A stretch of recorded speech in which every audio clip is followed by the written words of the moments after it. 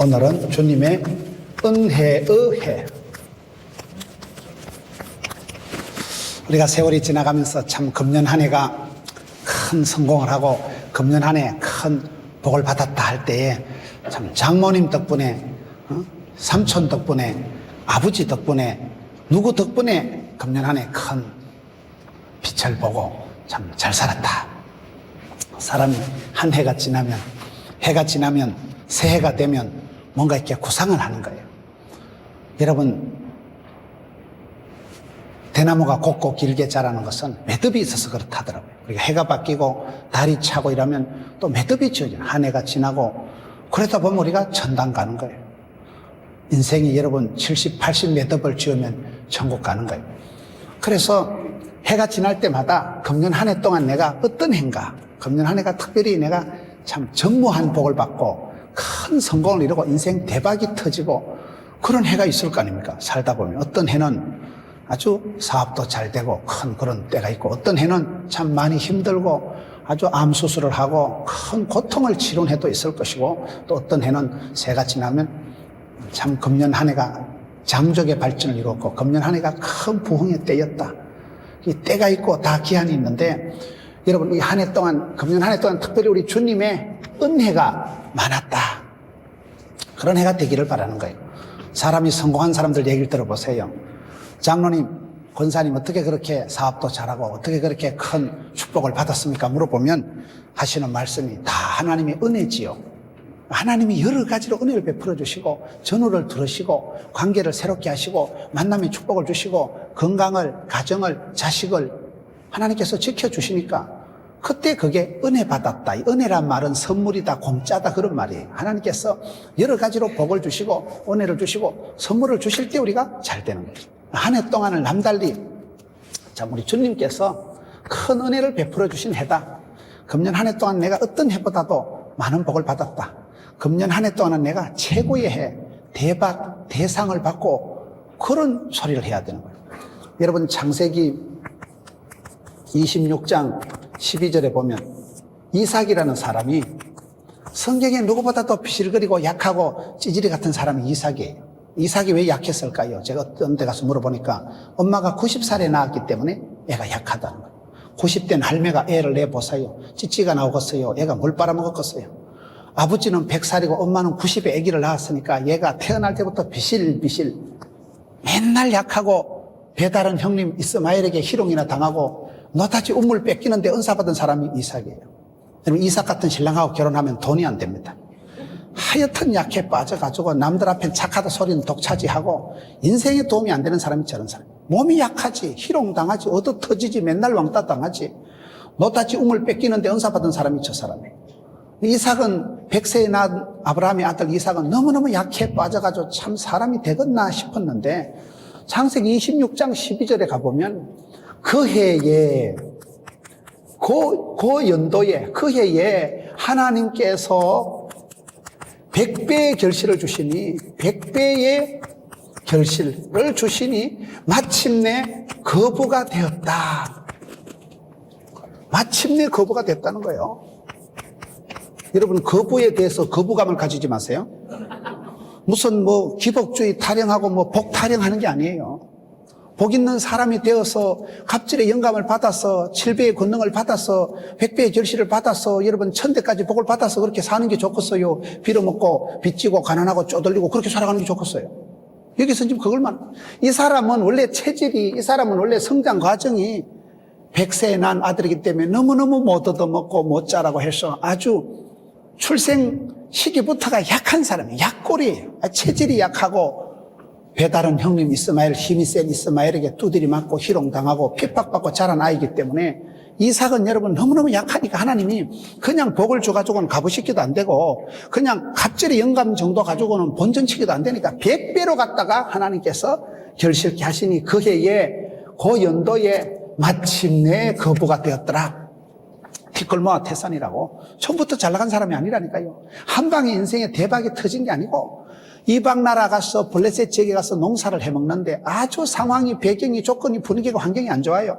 그럴 때 이 이삭이라는 사람이 너무 나라에 가서 농사를 해먹는데 여러분 생명의 위협을 느끼면서 부인이 예뻤기 때문에 예쁜 여자하고 살면요, 그 시대는 와서 남자를 때려 죽이고 마누라를 빼앗아가는 시대이기 때문에 부인은 예쁘지, 지는 약하지, 여러분 어리지, 농사를 못 지어서 가뭄이 바짝 들어가지고 IMF보다 더 힘들다는 흉년이 들어가지고 너무 날아가서 농사를 짓는데 해필 하나님께서 그 연도에 그 해에 100배로 복을 주시니까 마침내 거부가 되었더라.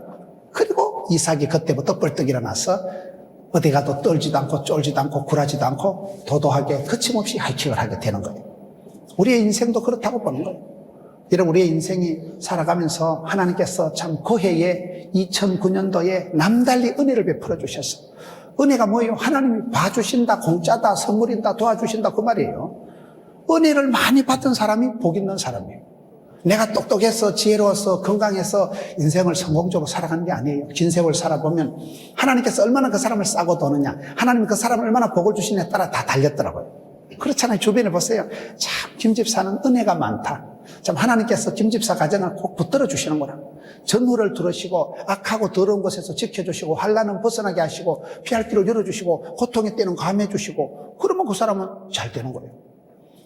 하나님이 싸고 돌고 하나님이 눈동자같이 지켜주시고 하나님이 졸지도 주무시도 않고 지켜주시니까. 왜요? 깜빡 조는 순간 죽어보가 싶어서 그 해에 남달리 눈동자같이 지켜주시고 여호와께서 그 해에 100배의 결실을 주시니 마침내 거부가 되었다. 저는 이런 말씀을 보면서 성경에 제일 약하고 비실이 같은 이삭이 해필 그 해에 주님의 은혜의 해를 맞이해서 하나님께서 남달리 복을 주셔서 그러면 되죠. 서울의 광림교회 집회 가보니까요, 1995년도 한 해에 10,000명이 등록했다 하더라고요. 10,000명이 한 해에. 여러분, 우리 사람이 살다 보면 한 해에 유달리 점퍼가 되고 한 해에 유달리 이렇게 돈도 많이 벌고 한 해에 바짝 농사가 되는 때가 있는 거예요. 천년만년 그렇지는 않아요. 사업이 될 때가 있고 어떤 해는 막 교통사고가 나고 암병이 생기고 집안에 우한질고가 득실거려서 여러 가지 시험이 들어서 큰 고통일 때가 있는데, 그게 왜 그럴까요? 하나님께서 우리에게 복을 주실 때는 구약성경 사사기 5장 31절에 보면 야엘 시대에 주를 사랑하는 자는 해가 힘있게 돋음같게 하옵소서. 사사기 5장 31절에 보면 야엘이라는 여자가 아주 대단한 여자예요. 이 여자가 집안이 망해가고 어려울 때 이스라엘 백성들이 오랫동안 적군들 때문에 고통을 당할 때 이 여자가, 야엘이라는 여자가, 장군이 남자가 100명이 못하리를 혼자 해치운 여자예요. 이 야엘이라는 여자가요, 시스라라는 적군, 우리나라로 말하면 아주 이토 히로부미 같은 그러한 오랫동안 우리를 압박하고 압제하던 적장을 장군이 아니고 남자가 아니고 군인이 아니고 아줌마가, 야엘이라는 아줌마가 혼자 해치워버린 거예요. 이 여자가, 아줌마가 적장을 혼자 해결을 하고 난 뒤에 그 더보라가 찬송하는 게 보면 주를 사랑하는 자, 주를 사랑하는 자에게는 해가 힘있게 돋음같게 하옵소서. 주를 사랑하는 자에게는 아침 해가 지금 해를 강조, 아침 해가 힘있게 돋음같게 하옵소서. 쨍하고 해 뜰 날이 온 거죠. 해가, 여러분, 아침 해가 떠오를 때는 어떻게 해요? 제일 기온이 쌀랑하고 날씨가 으심풀이한 게 아침 해가 뜨기 직전입니다. 아침 해가 뜰 때 보면 이게 구름 속인지 바다 속인지 구분도 안 되고, 날씨가 밝은 것도 아니고 어두운 것도 아니고 희꺼무르스러 거무르스러움 해가지고 날씨도 어슬슬하고 제일 한기가 돌고 썰렁하고 애매한 때가 아침 해가 뜨기 전인데, 근데 주님을 사랑하는 자에게는 로마서 8장에도 보면 하나님께서 합력해서 선을 이루신다고. 우리가 기도하고 하나님을 사랑하면요, 하나님은 우주 만물을 총동원해서 우리를 사랑해 주십니다. 우리의 기도를 들으실 때 하나님은 도매도 잘하시고 소매도 잘하신다고. 우리의 기도를 들으실 때 한 아이가 신음소리를 내도 하나님 그걸 들으시고 받으시고 흠양하시고 하나님이 복을 주시면, 합력해서 선을 이룰 때는 안 좋은 것도 좋게 되고 좋은 것은 더 좋게 되고, 기도하면 기도 이상으로 하나님이 응답해 주시는 거예요. 그래서 나는 여기서 기도하지만은 전방에 가 있는 아들이 복을 받고, 아내가 교회 와서 기도하지만 사업장에 있는 남편이 복을 받고, 아빠가 여러분 거룩한 손을 들고 기도하면 하나님이 그 자녀들을 복을 주시는 거예요. 그래서 주님을 사랑하는 자에게는 아침 해가 힘있게 쨍하고 해 뜨듯이 해가 그냥 쫙 돋아나면 어둠은 사라지고 한기는 사라지고 햇살 가득한 곳에 양저바른 곳이 살기 좋잖아요. 해가 떠보세요. 형광등을 1000개, 10,000개 켠 것보다요, 햇살이 떠오르면요, 어둠은 사라지고 동창이 밝아오고 아침 해가 떠오르면 모든 게 밝아지는 거예요. 어둠은 흔적도 없이 사라지는 거예요. 어둠이 빛을 이겨본 역사가 없는 거예요. 그래서 해가 힘있게 돋음같이 이 해가 힘있게 돋는다. 그 해에 하나님 100배로 복을 주셨다. 주의 은혜의 해가 중요합니다. 저는 금년 한 해 동안 여러분 삶에 전무한 복을 받고, 전무 후무라 하면 안 돼. 앞으로 뒤에 또 더 큰 복을 받을 거니까 후무는 빼놓고 전무한 복을 받고 그 해의 인생의 대통, 대박, 대상을 받으면 되지. 연말 대상 할 때 연말 대상 받으면 그 사람은 그 해가 최고요. 연말 대상 그랑프리 받으면 최고지. 하나님께서 우리에게 면류관을 주시고 생명의 면류관을 주시고 죽도록 충성하라. 내가 네게 생명의 면류관을 주리라. 이왕이만 여러분 면류관을 받고 이왕이만 촛대를 뺏기지 않고 이왕이만 여러분 축복권을 유지하고 주님 오는 그날까지 천대까지 복을 받는 게 낫겠어. 빼앗기는 해, 아픈 해, 병든 해, 시급하는 해, 고통하는 해, 그때가 낫겠어요. 그거를 어떻게 하면 우리가 만들어가냐 이 말이에요. 이것을 주님의 은혜의 해라는 것을 이게 원래 구약의 희년에 대한 거예요. 희년에 대한 거예요. 희년에 대한 것을 구약에 보면 성경에 보면 구약 성경을 한번 찾아보겠습니다. 레위기 25장 한번 찾아보겠습니다. 레위기 25장 10절 찾으셨어요? 성경을 오늘 몇 군데 좀 왔다 갔다 하겠습니다. 레위기 25장 10절 너희는 50년째 해를 거룩하게 하여 그 땅에 있는 모든 주민을 위하여 자유를 공포하라. 이 해는 너희에게 희년이니 너희는 각각 자기의 소유지로 돌아가며 각각 자기의 가족에게로 돌아갈지니 그 50년째 해는 너희의 희년이니 너희는 파종하지 말고 스스로 난 것을 거두지 말며 가꾸지 아니한 포도를 거두지 말라. 이 희년이라는 게요, 여기 레위기 25장 10절에 레위기 25장 10절에 가서 보면 구약 성경에서 중요한 시스템이, 중요한 제도가 있는데 이 희년이라는 거예요. 희년이 되면 뭐예요? 안식년이 여러분 7년 단위로 지나가는 거예요. 77이 49, 안식년이 7번 지나면 49년이 지나고 그 다음 해를 50년째 해를 희년이라고 합니다. 성경에 보면 7이라는 숫자가 완전수예요. 7 촛대 이렇게 나옵니다. 그죠? 7번씩, 70번씩 7번이라도 용사라. 이 말은 끝까지 용사라 그 말이에요. 여러분 안식년이 7년에 돌아오는데 안식년을 또 7번 하면 49년이다. 49년이 지나고 난 뒤에 그 해를 50년째 해를 희년이라고 하는 거예요. 여러분 교회도 희년이고 저도 나이가 희년이 지났어요. 그래서 이 희년이 성경에서는 굉장히 중요해요. 50주년이 이때는 모든 것이 노예들은 이때 다 자유가 옵니다. 풀이, 자유, 해방. 노예들 남에게 종살이 하던 사람들 이 해에 다 풀어주고 자유를 줍니다. 그 다음에 빚지고 가난하고 빚진 것이 이게 다 전부 다 그 해에 채무가 면제됩니다. 여러분 사람이 빚져보세요. 얼마나 힘들겠어요. 빚쟁이한테 시달리보세요. 얼마나 힘들겠어요. 제가 결혼식 주례를 하는데 갯돈 터진 권사님이 그런 얘기를 하더라고요. 목사님 앞으로 결혼식 주례할 때 가난할 때나 부할 때나 병들거나 가난하거나 아프거나 그 사이에 꼭 빚질 때도 이혼하지 말라고 좀 넣어주세요.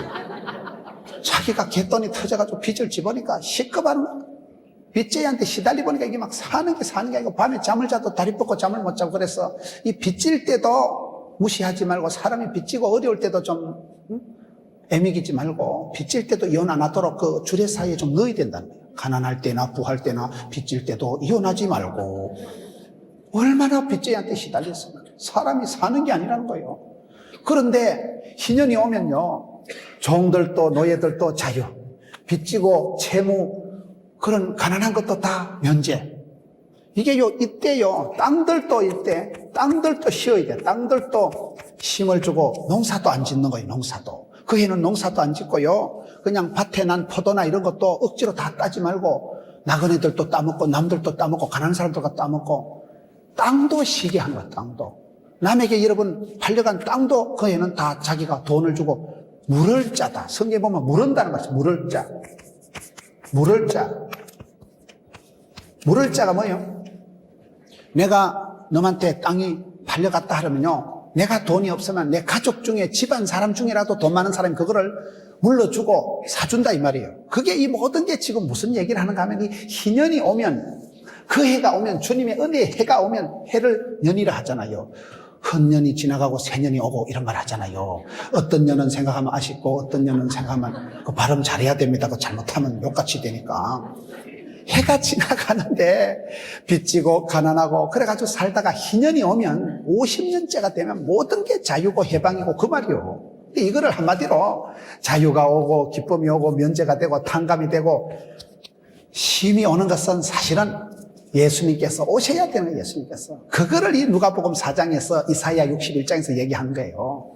성령이 마시고 성령이 기름 부어주시면 그때 이 모든 역사가 예수님께서 오시면 우리의 삶이 어두움에 속한 사람이 마음에 화사하기 광명으로 주님이 빛으로 천빛으로 오시잖아. 주님이 빛으로 오시니까 그때 밝아지고 우울증이 사라지고 길이요 진리요 생명이신 그분이 오시니까 길을 찾고 내비게이션부터 틀림없고 생명을 만났으니까 사나 죽거나 오케이 예스 오케이 생사의 문제가 해결이 되고 모든 해방이 구원이 자유가 안식이 기쁨이 오는 때가 성령으로 기름 부음 받은 자 예수님이 오셔야 되는 그거를 지금 전체적으로 설명하는 게 구약의 이사야 61장에 예언을 하고 누가복음 4장 18절 19절에 지금 얘기를 하고 있습니다. 희년이 오면 어떤 일들이 생기느냐. 희년에 종이 노예가 자유를 얻지요. 채무가 면제되고 빚진 자가 빚을 탕감해 주지요. 그 다음에 빼앗겼던 토지를 되찾는다. 토지를 빼앗긴 것도 다 해보게 됩니다. 이걸 되찾습니다. 여러분 사람이 땅이 다 뺏기고 미천이 없으면 얼마나 불행하겠어요. 그럴 때 50년째 되면 이걸 다 찾고 내가 돈이 없으면 가족 중에서도 이걸 다시 물러서 찾아준다. 그 다음에 가난한 자가 원래의 재산을 되찾고 빚진 자뿐만 아니라 가난한 자도 다 빼앗긴 자도 이거를 되찾게 되는 되찾고 그 다음에 그 해는 노동도 하지 말고 안식하고 하나님을 찬양하고 예배하고 쉰다, 안식한다 이 말이고 그 다음에 이때는 하나님을 찬양하고 예배하는 데 집중하라. 안식년, 안식일, 주일은 나의 날이 아니고 주님의 날을 주일이라고 하는 거예요. 그래서 우리가 주일날 예배 드리는 걸 가지고 다른 걸 흥정을 하려고 하면 안 돼. 내가 예배 드리는 시간에 그 시간에 내가 돈 한 푼 더 벌면 안 되겠나? 안 됩니다. 예배 드리는 시간을 내가 놀러 가는 걸로 돈 버는 걸로 대체를 흥정을 계산을 하려고 생각도 하지 마세요. 주일을 성수해도 해. 내 날이 아니고 주님의 날이기 때문에. 구약에 하나님께서 레위기에 율법을 주신 거예요. 아주 큰 법 중에 하나가 희년 제도를 만들어서 77이 49 안식년이 7번 지난 그해 50년째는 특별히 희년을 선포하는 거예요. 이 희년을 통해서 종들이 묶였던 매였던 사람들이 노예로 팔려갔던 사람들이 해방을 자유를 얻게 되고 빚지고 가난하고 그런 사람들이 면제 탕감을 해줘. 다 그때는 빚진 것을 내가 돈이 없으면 가족 집안 사람들 중에라도 물러주는 거예요. 대신 다 갚아주는 거예요. 그걸 예수님께서 피로 값주고 사신 교회다. 예수님께서 십자가상에서 다 대가를 값을 벌금을 치렀다는 거예요. 그걸 피로 값주고 사신 면제해 주지요. 여러분 환난은 벗어나고 빚은 갚아주고 병은 치유되고 여러분 어두운 자가 밝아지고 자유가 오면 행복하죠. 이거를 이 모든 것이 그 해에 주님의 은혜의 해가 오면 이걸 은혜의 해를 선포한다는 거예요. 우리가 예수 믿게 되면 이 모든 기쁨이 오는 거예요. 예수를 믿으면 자유가 오고 해방이 오고 기쁨이 오고 평강이 오고 안식이 오고 고요가 오고 이게 예수 안에서 희년이 선포되듯이 예수님이 오면 죄와 사망과 고통을 이기시고 우리에게 이것을 주시는 게 이게 희년에서 주어지는 게 바로 예수님이 재림하실 때 주어지는 것이다. 오랫동안 여러분 재판에 시달리던 사람이 무죄 땅땅땅 선포돼 보세요. 얼마나 행복하겠어요.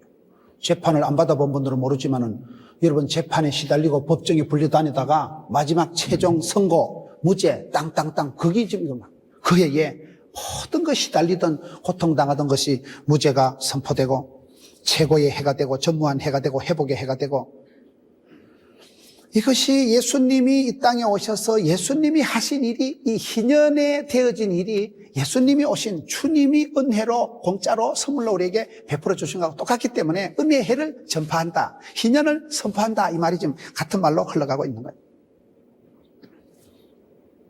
요한복음 1장 한번 찾아보겠습니다. 요한복음 1장 신약성경. 예수님께서 오실 때 어떤 일들이 생길까요? 요한복음 1장 9절에 보면 참 빛 곧 세상에 와서 각 사람에게 비추는 빛이 있었나니 자기 땅에 11절 자기 땅에 오매 자기 백성이 영접하지 아니하였으나 영접하는 자 그 이름을 믿는 자들에게는 하나님의 자녀가 되는 권세를 주셨다. 이게 무슨 말인가 하면요, 예수님은 오시되 사이비 빛이 아니고 가짜가 아니고 진짜 빛이 참 빛으로 오셨다. 성경에 보면 예수님은 그냥 포도나무가 아니고 참 포도나무잖아요. 그냥 목자가 아니고 선한 목자. 예수님께서는 참 빛으로 오셨다. 빛이 와야, 빛이 우리에게 비춰져야 우리 마음속에 어둠이 사라지는 거예요. 많은 사람들이 우울증이 있고 많은 사람들이 마음이 어둡습니다. 그런데 참 빛이 오니까, 각 사람이 그걸 비추니까. 그런데 11절에 보면 자기 땅에 오매 자기 백성이 영접하지 아니하였다. 오늘 그 누가복음 4장 본문이 언제 주어진 본문인가 하면요, 예수님께서 나사렛에 가서 하신 설교예요. 나사렛이 어디예요? 예수님이 자라나신 곳이에요. 근데 나사렛에 가가지고 그 누가복음 다시 한번 갔다 오겠습니다. 여기 보면 이제 지금 갔다 오면 복잡하니까 여기 맞아 보고, 자기 땅에 오매 자기 백성이 영접하지 아니하였으나, 우리 예수님께서 이 땅에 오셔서 저는 신기한 게, 예수님께서 오셔서 설교를 하시는데도 그 오늘 본문 누가복음 4장을 설교할 때 나사렛에 있는 사람들이 예수님을 배척했습니다. 예수님을 죽이려고 했습니다. 자기 고향 땅에서 배척을 당했다. 예수님께서 제자 훈련을 그렇게 열심히 3년 동안 하셨는데도 그 제자 중에도 특별히 중직을 맡았던 그 가룟 유다가 예수님을 배반했잖아요. 우리가 인간관계에 실패를 해도 너무 낭망하지 말 것은, 예수님이 그렇게 예수님이 오셔서 가르쳐도 또라이 같은 게 있다 이 말이에요. 예수님이 가르쳐도 원수를 갚는 그러한 사랑을 원수로 배반의 세월을 살아가는 가룟 유다 같은 게 있으니까, 예수님께서 직접 오셔서 자기가 태어나고 자랐던 자기가 자랐던 나사렛에서 설교를 하는데 사람들이 배반했다니까요. 예수님을 죽이려고 떠밀었다니까요. 그래서 우리가 살아가면서 힘들고 어려워도 여기 보세요. 참 빛이 세상에 왔는데, 자기 땅에 왔는데 자기 백성이 영접하지 아니하였으나, 이게 여러분 우리의 삶의 현실이에요. 여러분 어릴 때 자란 동네 가면 인정을 잘 안 합니다. 제가 어릴 때 코칠질 흘리고 다니더니 아니냐. 제가 어릴 때 저 촌에서 세월이 지나면 사람은 변한다니까. 예수를 만나면 비포 크라이스트 안노 도미니, BC와 AD가 비포 크라이스트 안노 도미니, 주님을 만난 이후 그리스도 이전 삶이 달라지는 거예요.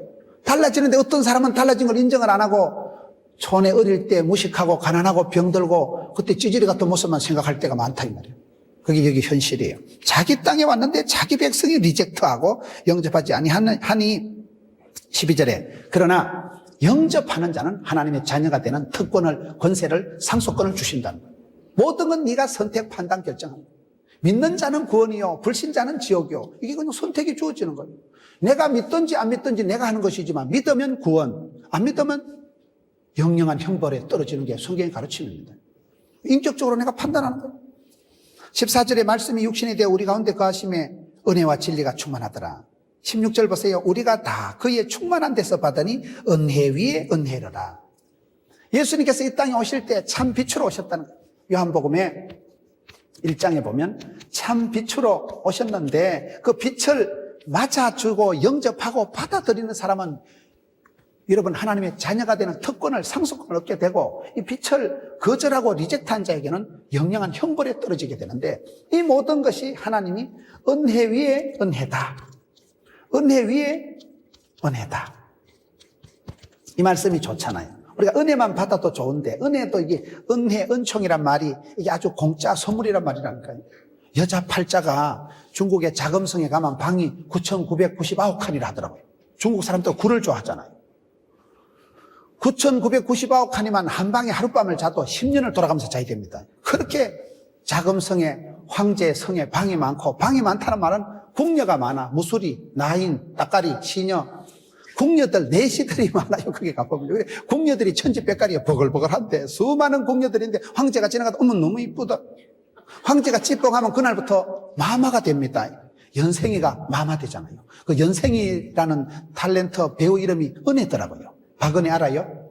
그 걔도 교회 다니는 애예요. 그래서 걔 이름이 은혜요. 근데 걔가요, 연생이 알아? 연생이가 어디 대장금에 나와요? 예? 맞아요? 연생이가 궁녀 주제에, 궁궐에서 무소리, 따까리, 시녀, 네네네 이러는 주제에 지나가다 너무 이쁘다 이러면 그날부터 마마가 되고 촌에 있는 부모까지, 농사지는 부모까지 대감마님이 된다니까. 여자 팔자가 궁궐에서 임금님이 특별히 찌뽕해서 너무 이쁜 거 그러면 마마가 되는 걸, 그걸 성총을 입었다. 성은이 만극하나이다 이렇게 얘기하는 거예요. 임금님의 사랑받는 걸 성총을 받았다 하고, 우리가 하나님의 사랑받는 것을 은혜를 입었다, 은총을 받았다, 그래 얘기하는 거예요. 은혜 위에 은혜, 은총이라는 게 이게 참 좋은 말이에요. 은총이 물총이나 딱총이나 새총하고 달라요. 하나님 우리에게 은혜 위에 은혜를 주셨다, 은총을 베풀어 줬다. 이게 딱총, 새총을 말하는 게 아니고 사랑할 총자요, 은혜와 사랑, 은혜와 진리가 충만하더라, 은혜 위에 은혜를 주시더라, 그 말을 얘기하는 거예요. 우리가 하나님이 이뻐해주고 기여해주고 사랑해주고 지켜주고 보호해주고 구름기둥 불기둥으로 이른비로 늦은비로 만나로 매출하기로 지팡이로 막대기로 그시고 우리 쇳도로 보여주면 좋지. 무슨 복을 못 받다 환장이 돼서 그러는 게 아니고 하나님이 지켜주시고 하나님이 인정해주시고 하나님이 보호해주시고 화보해주시면 좋지. 그까지 그 임금이 찌뽕해도 마마가 되는데 하늘에 계신 아버지 하나님께서 싸고 돌고 지명하고 부르시고 인정하시고 영화롭게 하시면 그게 구원받고 축복받고 회복되고 영생의 선물을 받는 거예요. 하나님께서 우리에게 복을 주실 때 은혜 위에 은혜를 주셨다. 그 해에 100배의 결실을 주셨다. 얼마나 멋져요. 저는 이렇게 살아가면서 소중하게 생각하는 중에 한 가지가 이 탄력을, 속도를 떨어뜨리지 마자. 한 번 우리가 이거 영이 죽으면, 한 번 디프레이션 빠지고 우울증이 오면 힘듭니다. 한번 기분이 다운이 되고요, 사람이 열받고요, 시험에 빠지면 힘들어. 시험에 한번 빠져보세요. 입맛, 밥맛, 살맛 다 떨어지지. 그래서 시험에 들게 하지 마옵시고, 은혜 위에 은혜를 받고 갑절의 영감을 받고 7배의 권능을 받고 100배의 결실을 받아야 이게 유지가 되는 거예요. 뭐 복에 복을 받아서 뭐 꽃배기를 해서 고스톱 치려고 그러는 게 아니고, 갑절의 영감을 받아야 신분이 후계자가 되는 거예요. 갑절의 영감이라는 것은 꽃배기를 말하는 게 아니고 장남을, 후계자를, 상속자를 삼아달라 그 말이거든요. 내가 이러면 신분이 유지가 돼야 봉급이 나오는 거예요. 봉급이 구조조정되고 나면 헛방이죠. 그래서 하나님께서 내게 은혜 위에 은혜를 주셔야 내가 본전치기가 현상 유지가 된다는 사실이에요. 여러분 차를 타고 운전할 때, 오르막을 올라갈 때 기름값 아낀다고 15km, 20km로 깔랑깔랑 해서 올라가면요, 오르막 올라갔다 시동 탁 꺼집니다.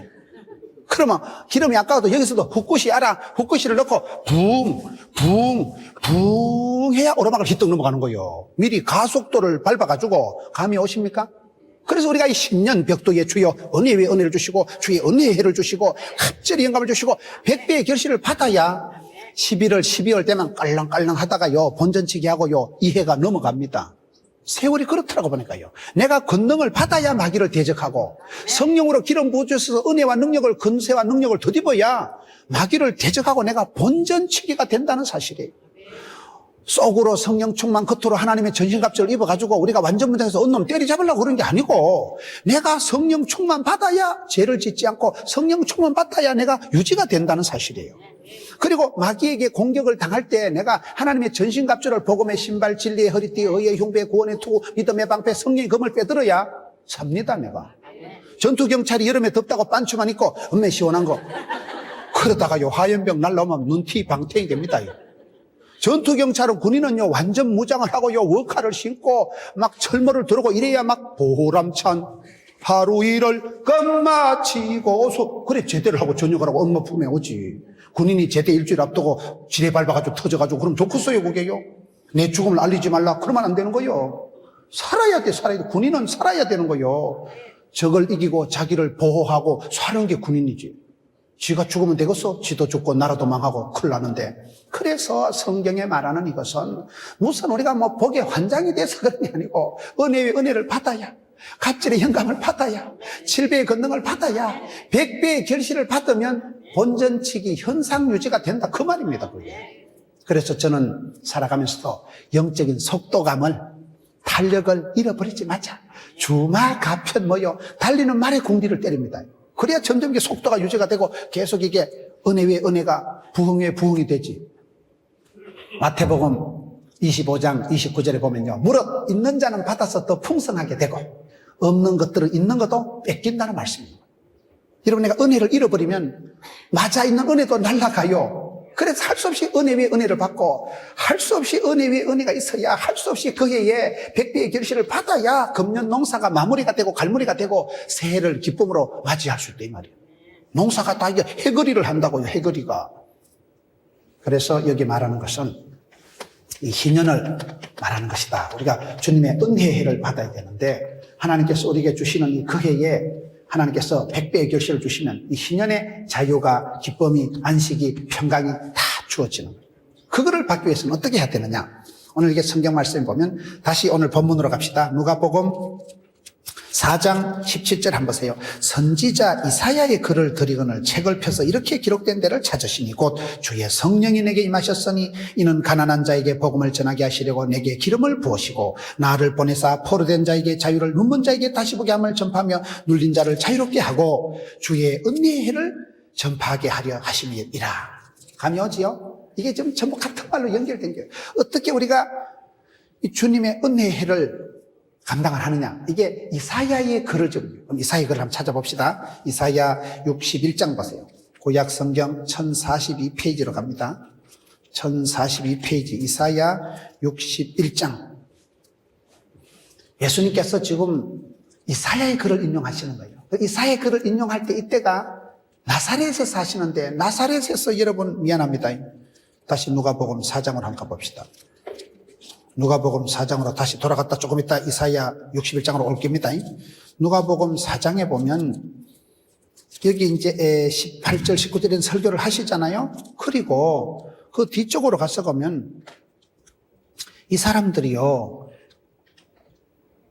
29절부터 일어나 동네 밖으로 쫓아내어 그 동네가 건설된 산, 땅, 낭떠러지까지 끌고 가서 밀쳐 떨어뜨리고자 하되 예수께서 그들 가운데로 지나서 가시니라. 이 사람들이요 예수님을 죽이려고 하는 거예요. 24절 또 이르시되 내가 진실로 너에게 이르노니 선지자가 고향에서는 환영을 받는 자가 없느니라.